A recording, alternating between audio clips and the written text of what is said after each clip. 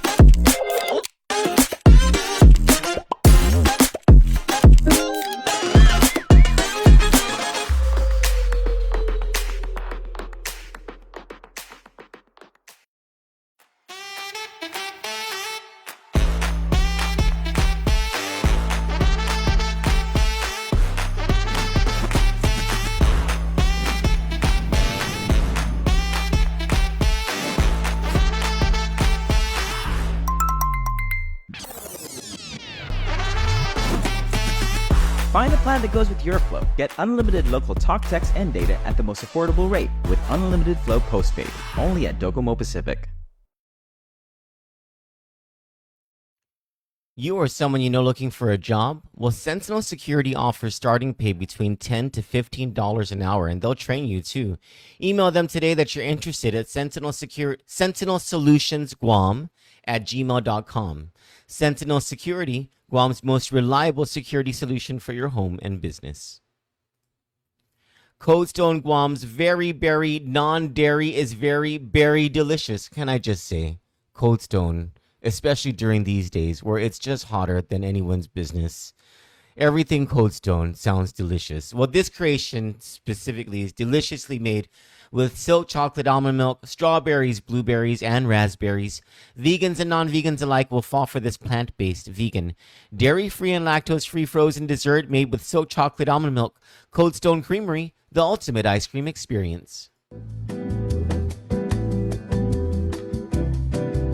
Kandit News is brought to you by 76 Circle K Guam.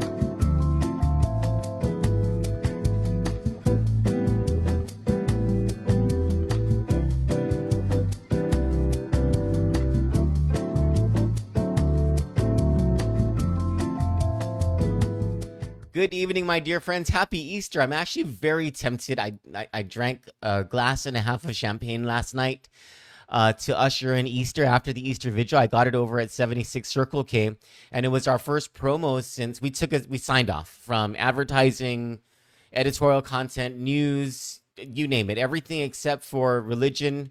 We signed off since Thursday in absolute respect and solemnity for the Paschal Triduum. And so last night after the Easter Vigil, I posted a thing about how we're going to have champagne, because we're going to have champagne on New Year's. Like, what more Easter? Like, we're celebrating the resurrection and the life, right?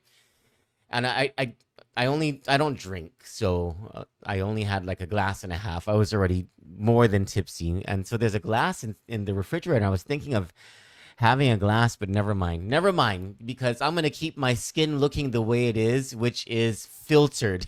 I'm using this. Hey, don't laugh at me, all right? I'm using this Insta360, this camera that we got, and I could put a filter on it. And so that's why I look 35 and not 45. I'm actually 44, but I'm going to be 45 this year. Let's just round up because I'm already at that age. I look 35, but hey, all right. I've seen some of you 63-year-olds looking 24, and that is an absolute lie. So if I want to shave off 10 years through a filter on this thing and turn myself from a 45-year-old male to a Japanese geisha, at least I'm part Japanese. I don't know what excuse some people who are 57 looking 18 have with their filters. Let me see if I can show you what I really look like. Hold on. Insta 360. Okay, no filter. Okay, this is me with all my wrinkles. Let's put that stupid filter back. Happy Easter, everyone. And you know what? Back in the saddle. And I was trying to figure out what was our first thing going to be. And of course, we have the Maybell's table, right? Maybell's table is where we left off on Wednesday night. Well, we left off with something else. I'll discuss that in just a bit. And Maybell's table is where we picked back up earlier today in terms of opinion content. And I thought about news stories, and I thought, nah, the rest of the newsrooms have a good handle on that. We'll go to an editorial. We'll do an editorial today. Let's try and figure out what are we going to do. I mean, the Republicans foaming at the mouth for the 2026 gubernatorial election here in Guam is, it's kind of played out. Been talking about that a lot. No secret that the Republicans see an opportunity. No secret why they see an opportunity. Over in the CNMI, I thought, yeah, we can write about how there are a whole bunch of interested teams. Like if you think that in Guam, the politicians, the political insiders see blood in the or smell blood in the water with what's going on with Josh Tenorio, over in the CNMI, they smell blood in the water with what's going on with the economy and how they're blaming everything on current Governor Arnold Palacios, who we're not even sure is running for re-election. He's rumored to be running for re-election. And let me just come right off the bat and say, before I talk about the main substance here, is that some of the things I'm going to talk about, and it's pretty clearly expressed in the written editorial, some of those things are written as fact, as verifiable fact, as in fact that we have verified. And it would say so. Things would be stated as fact. Some of those things are absolute speculation. A lot of that speculation is backed up by source reports, by trusted sources. Some of it is not simply speculation, is fact, but I cannot couch it as such because I do not have permission. Like the facts were expressed to me, or the statements were expressed to me off the record, and so I cannot break that trust and express it as fact that is attributable to somebody because it was off the record. And so a whole lot of moving parts to tonight's video editorial. If you want to get a little more into the details about it, you'll read the written editorial. But this is about a picture. So last Wednesday, right before the Pasco Triduum began, right before we signed off, right before we posted Maybell's last article, we posted a picture. And it's a picture of Vice Speaker Tony Ada, a Republican, highly anticipated to be running for governor in 2026, with local businessman Paul Calvo Jr., who is the eldest son of the late Governor Paul Calvo and the older brother of former Governor Eddie Calvo. He's also the husband of Senator Shelley Calvo, who is Vice Speaker Tony Ada's colleague in the 38th Guam legislature. And there has been this push for Tony Ada to choose Paul Calvo to be his running mate. That's not a secret at all. And so this picture emerges, and it's like, all right, we'll post this up, and it got the amount of speculation needed, the amount of interest needed. Hey, Peter Santos is running for Attorney General. And I don't believe, so Peter Santos, he is a vocal critic of Attorney General Doug Moylan. I'm not certain how much of that is going to benefit him, how much of that criticism of Doug Moylan is going to benefit him, because I don't think Doug Moylan's running for re-election. I really don't. I think Doug Moylan's running for governor as a Republican, which is another part of this whole thing, this political arena in both Guam and the CNMI is getting so intriguing, so interesting. And it has a lot to do with blood in the water. And I'll talk about that in just a sec.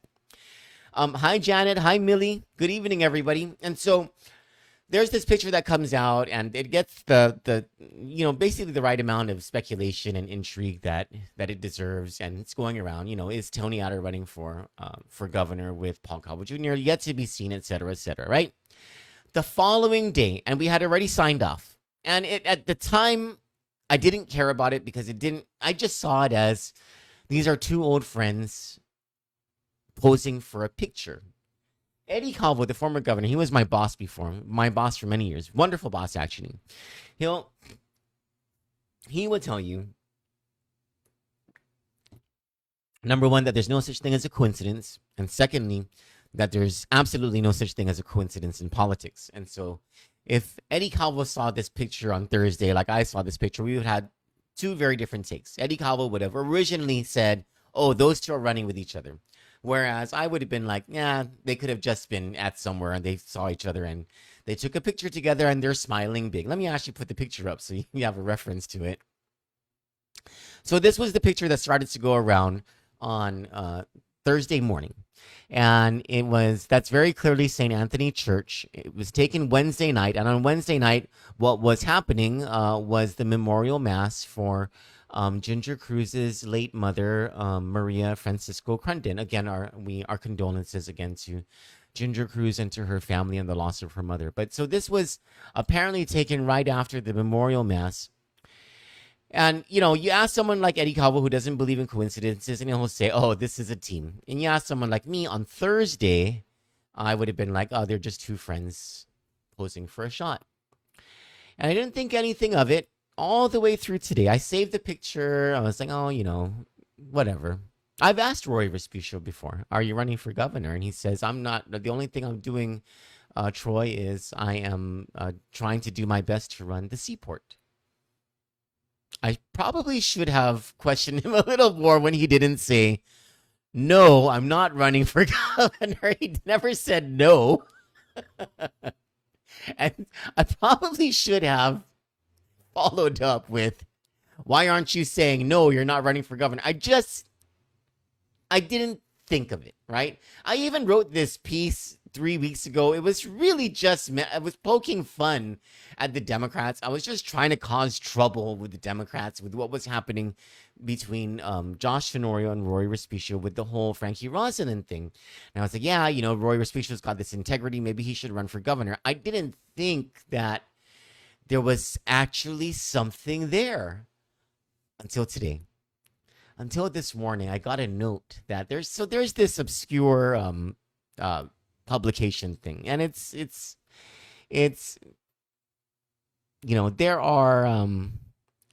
there is information out there that the Tenorios are behind this obscure thing, and it has been attacking ever since this whole Frankie Rosalind thing.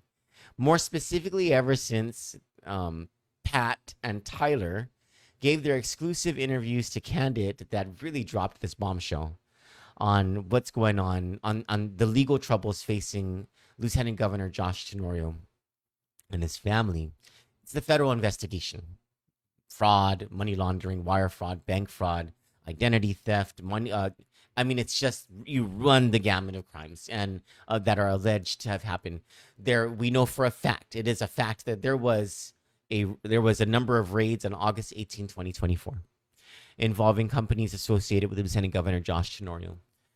It is a fact that the FBI secured or seized bank records associated with these companies and people right after the raids. It is suspected that a second round of raids happened earlier this year. It is a fact that there is an FBI investigation. All of this we have validated. All of this we have verified.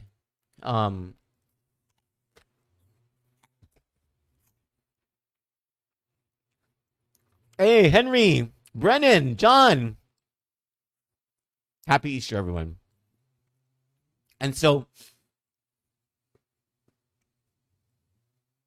this has been something that the Democrats have been on Guam, have been wrestling with since that raid happened. There was a lot of disbelief. People didn't really believe what was happening. And so nothing, there was pondering that happened. There were questions that were asked. But then I mean, the real movement started happening when that Pat and Tyler interview came out. And Pat and Tyler detailed many of the things that were being investigated. And that caused a tectonic shift in politics in the island. And then all of a sudden, this obscure publication comes out, right? And all it has been doing is bashing people like Rory Respicio, us, I don't care, and promoting Josh Tenorio and his family. They've even been bashing Governor Lou Leon Guerrero, which is, and for people who have been critics of the Leon Guerrero Tenorio administration for all of these years, that might surprise you. Heck, it surprised me. I have learned over the past year that a lot of the criticisms that we assumed are the fault of Governor Lou Leon Guerrero are things that should have been assigned instead to her lieutenant governor, Josh Tenorio. And I'm still on the fence on whether the governor was even aware that these things were happening. I think the more that unfolds here, the more we're going to find out that there is a very big difference between Lou Leon Guerrero and Josh Tenorio.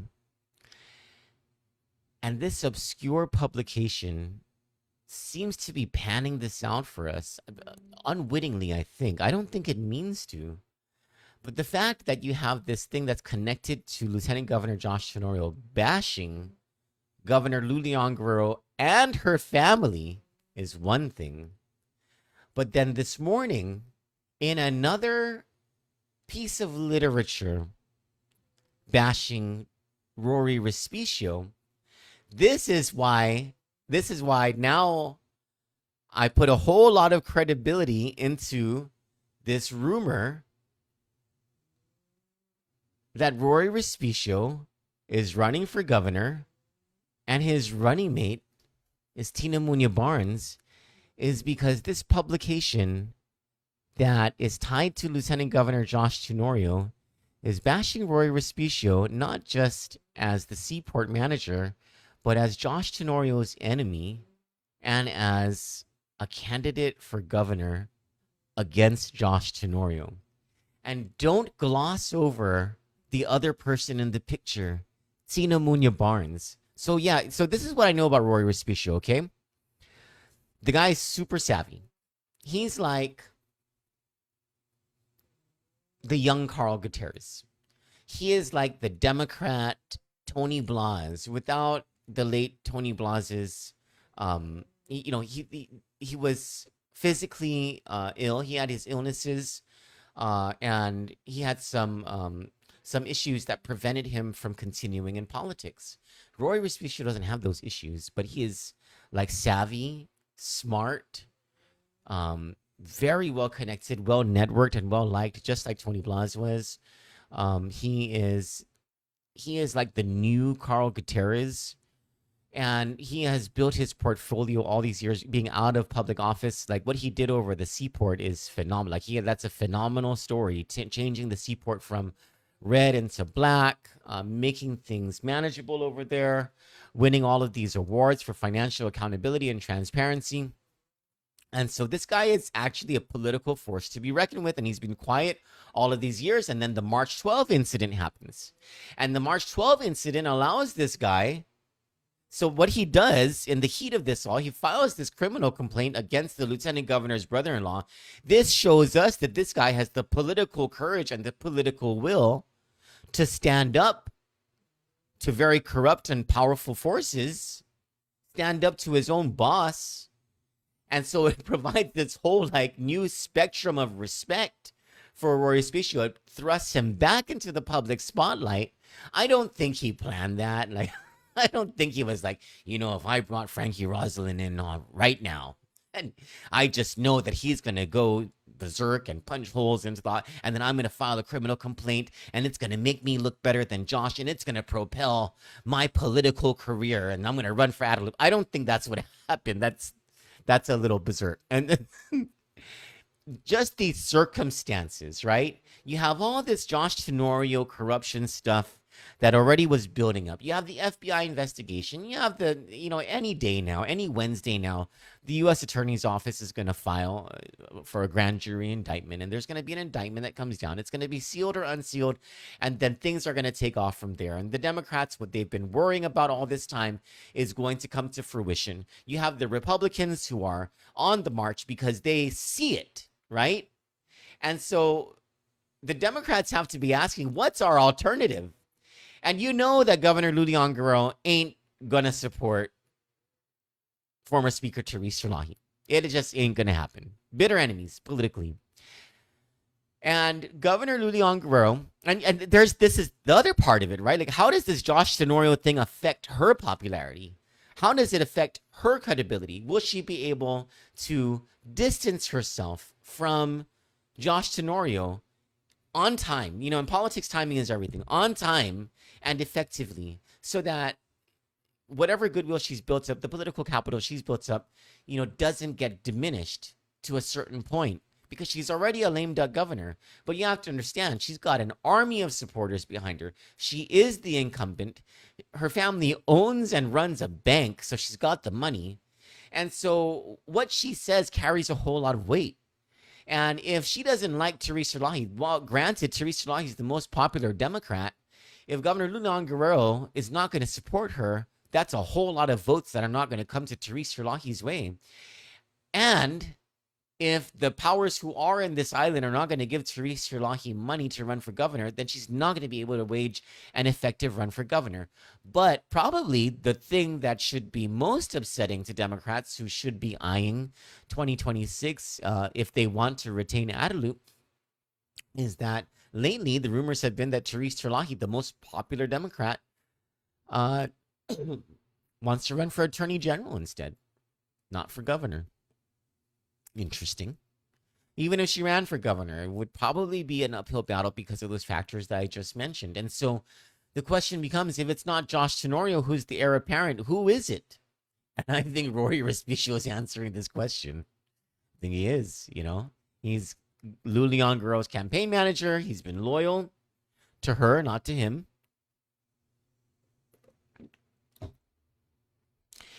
And don't forget the second person in that picture, Tina Muñoz-Barnes.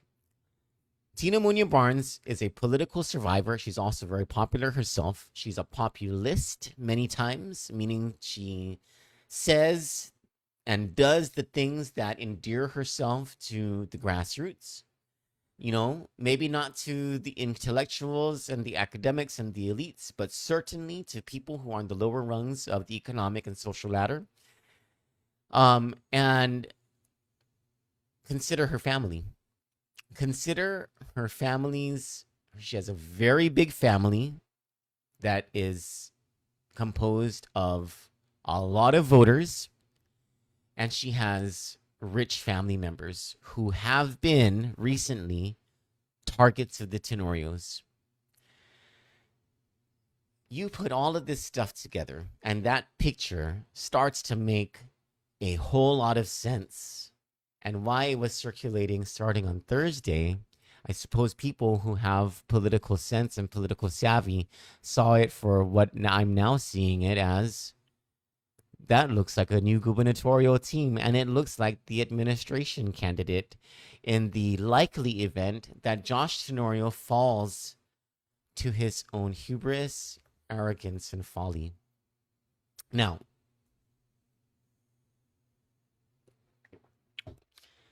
I think this is a team that the Republicans will now have to worry about. Had it not been for this, I would have thought, Tony Ada probably is going to sail into being the next governor of Guam.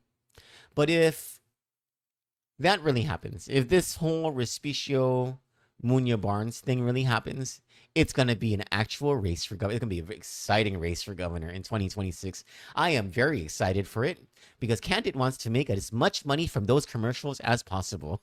And can I just tell you, for everybody who is not appreciating what is happening in our government, for everyone who's looking at Josh Tenorio and being like, what the hell happened? And if you voted for them in 2022, let me show you the shirt I'm wearing tonight just for you, baby.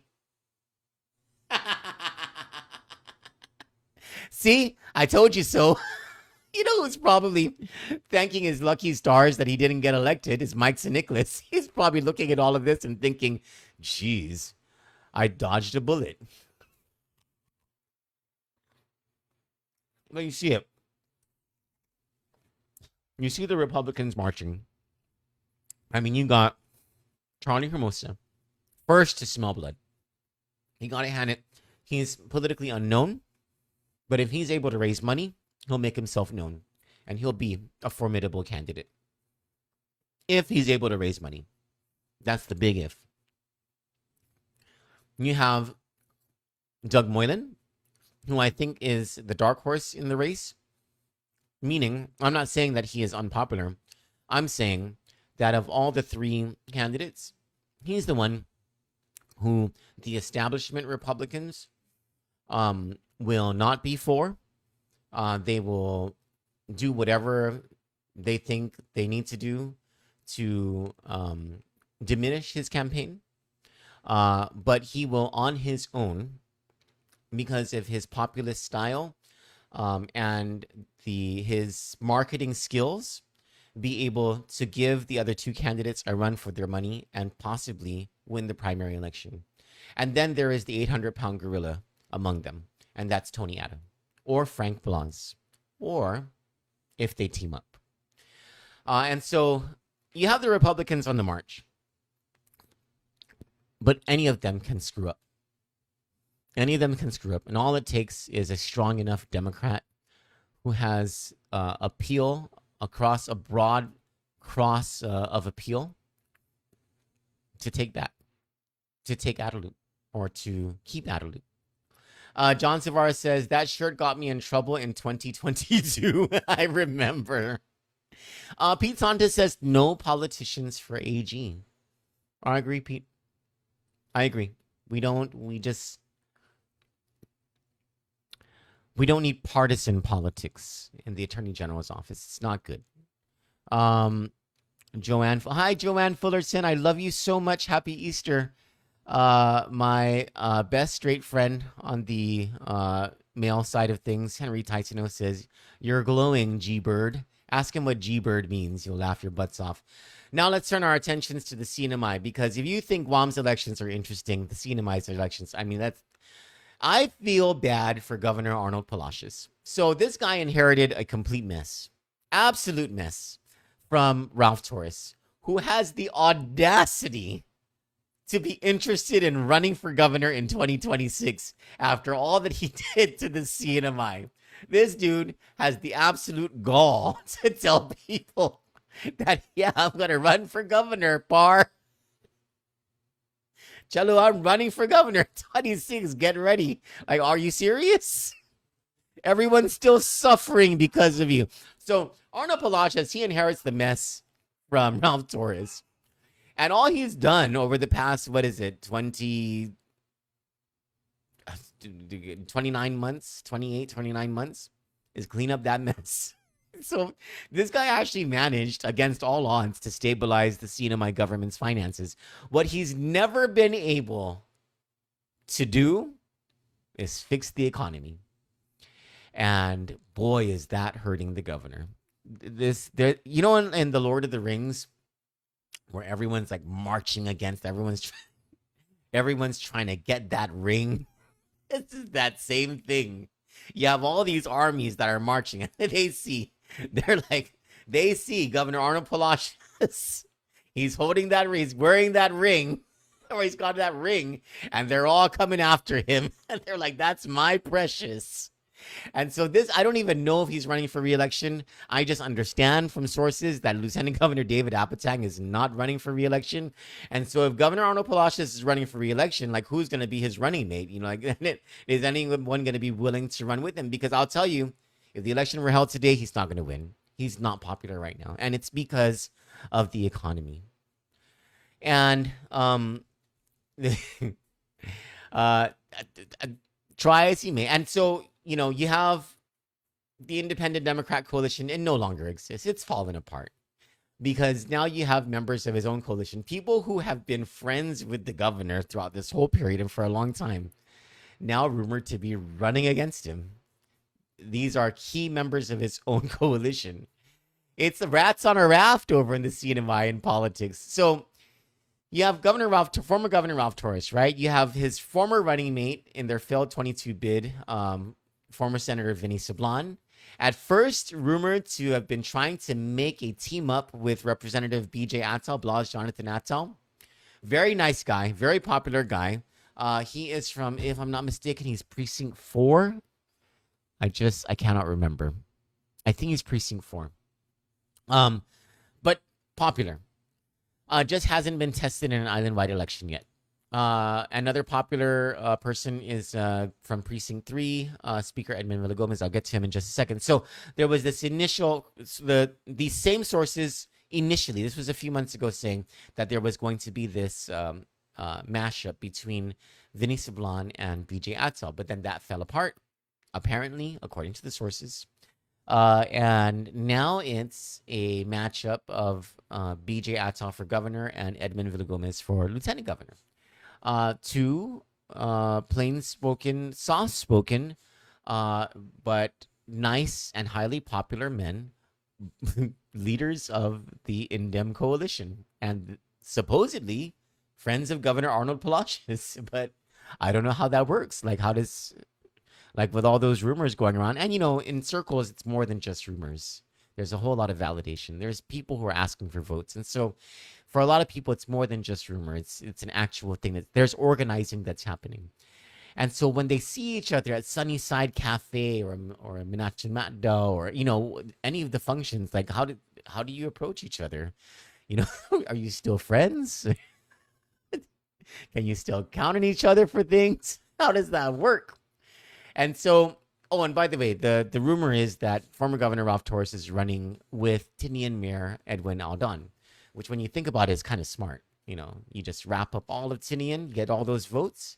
You work on Saipan and try to get as many votes there, and you try to get you have some type of coalition with someone to get the votes that you need over in Rhoda. Maybe you team up.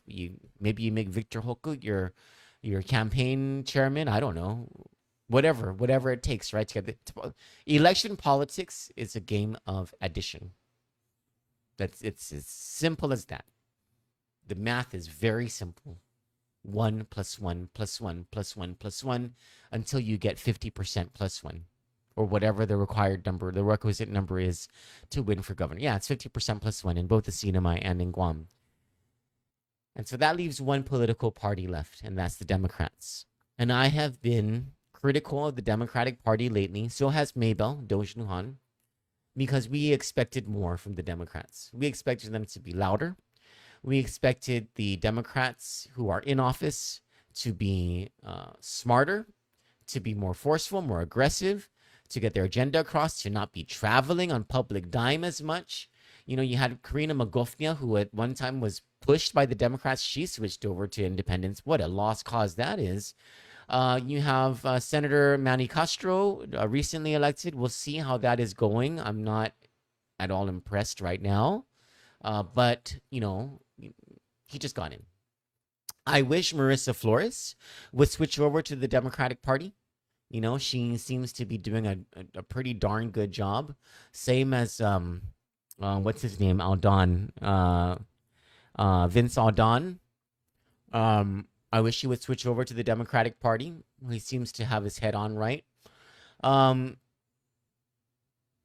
I don't know what's going on with Donald Manglonia, but he was given a leadership position by the Republicans over in the Senate. I'm a little concerned about that.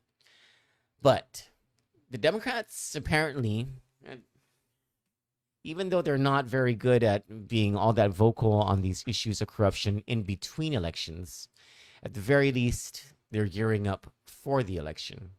And they're pushing the most popular CNMI political person to run for governor. And I don't know if he's accepted.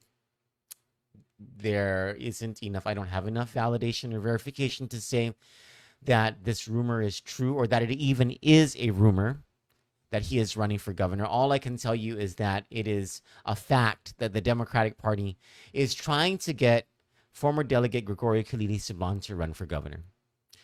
There is speculation about who they're trying to get to be his running mate or who they're pushing on him to be his running mate if he does run for governor. But that is the 800-pound gorilla in CNMI politics, is Kilili. And if he throws his hat in the ring, what's going to happen is all of these resources, campaign resources that all these other teams would count on, from Palacios to Torres to Atal, Villagomez, Aldan, Sablan, they're going to get sucked back into Kilili.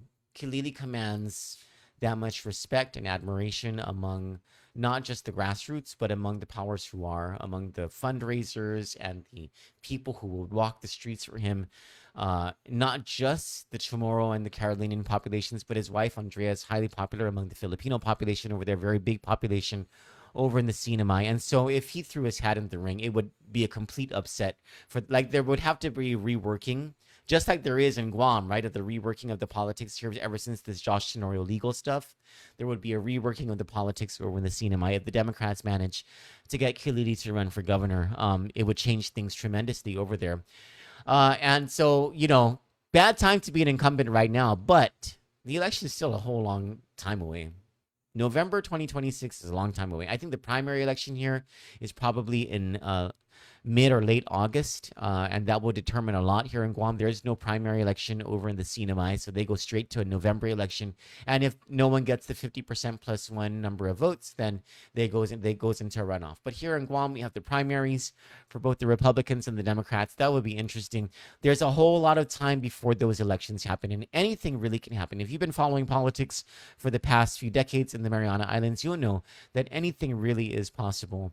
But if the election were held today, the incumbents would be in a whole lot of trouble. The heir apparent, Joshua Tenorio here in Guam, I don't know that he would make it against someone like Tony Ada. If the election were held right now, he'd probably lose to Tony Ada in a heartbeat. If Arnold Palacios was running against, I don't even know if right now, I mean, it's kind of hard to say, right? Like, would he win against Ralph Torres? I mean, Ralph Torres is, like, a lot of people are still mad at him, but a lot of people are mad at Governor Palacios right now because of the economy. I don't know. But he definitely wouldn't win against Kilili. Like, that guy's just super popular. Not a good time to be an incumbent. And so the incumbents should just be thanking their lucky stars that the election is not going to be held today. For Kandit News, I'm Troy Torres. Back in the saddle after spending the past few days in solemnity, in respect to our Lord, throughout the Paschal Triduum. I hope Easter was as glorious and joyful for you as it was for me. Know always that we are Easter people. We are people of God, and therefore wear your smile despite your struggles, despite whatever it is that concerns you or that you're going through. Know that God loves us all, is with us, and is always rooting for us to do the right thing. For Kandit News, I'm Troy Torres. Good night. God bless you, and I love you. We got that dynamite. We got that dynamite. Find the perfect ride for you today with the New Year New Ride sales event at Guam Auto Spot. Get behind the wheel of the 2024 Outlander Sport, starting at just $22,995 or only $156 per paycheck. Visit GuamAutospot.com or call 671-478-AUTO.